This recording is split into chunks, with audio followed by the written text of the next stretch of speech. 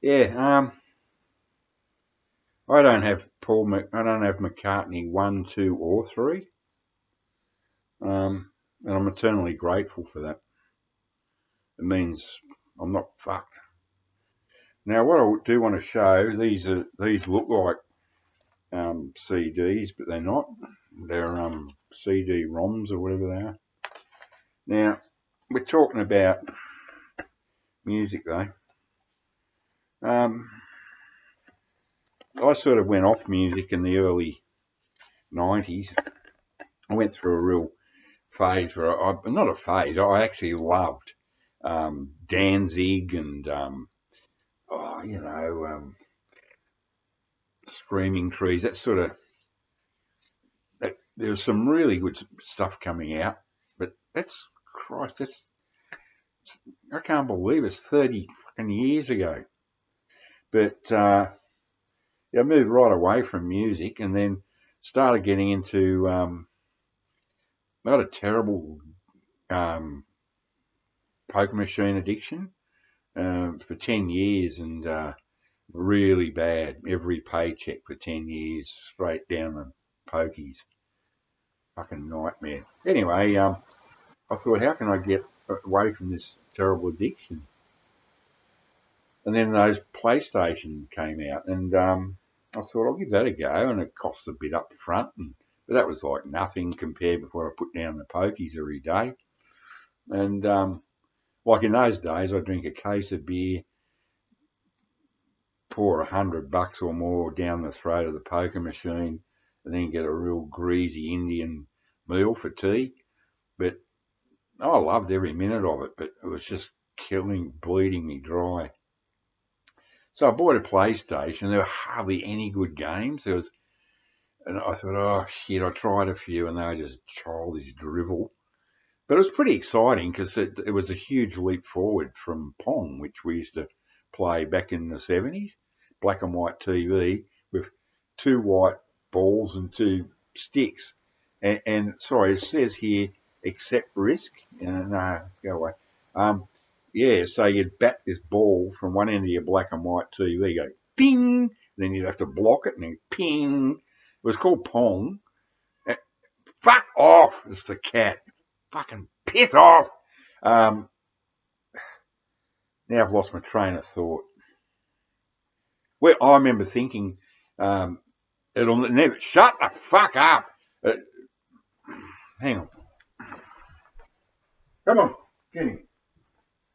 Come on, hurry up. Quick, get in. Come on. Come in. Come on. Fucking leave me alone.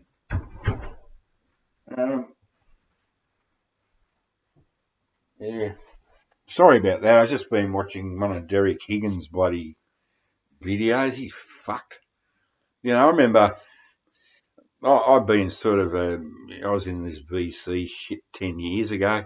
I was Vagrant 100. I didn't make videos, but I helped set him up. Me and a few other people helped get him going with his bloody records, by, really supporting him and that. And they weren't too bad, Just settle down. And, but fuck, he's rooted now. When I first started watching him, he still had a job. And, and he was saying, should I quit my job and all this? And should I get into music? And a few of us sort of helped him get out of his job and whatever. And then he started getting right up himself. Hello, say hello.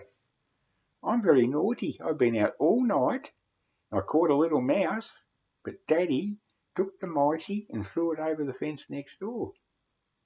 Now, over you go. And, what the fuck was I talking about? It's only 5:30 in the morning. It's too early for a beer.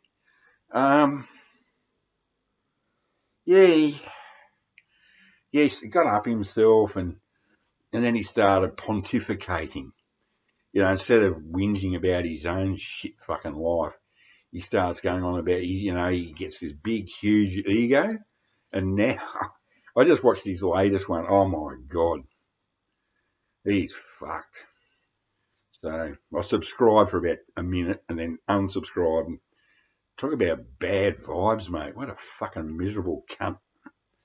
So, Pushy, I was trying to talk about McCartney 1, 2, and 3. Now, I fucking hate Paul McCartney. He's a boring fucking piece of shit. Sorry, people might think I'm trying to be like Invisible Ray. I would never want to be like him. He's a fucking pommy bastard for starters. But his so-called great music, he only had one good song, Eleanor Rigby. Let's face it, it's great. Even though it stole the string section from the Psycho movie or whatever. But, you know, yesterday's a dirge, a miserable fucking dirge. And the ultimate one is Mull of Kintyre. The long and winding road. Oh, Christ, I hate Paul McCartney. And I hate fucking Ringo, that ugly little monkey. Don't like John Lennon. He's a complete prick. This fucking arsehole. Check him out.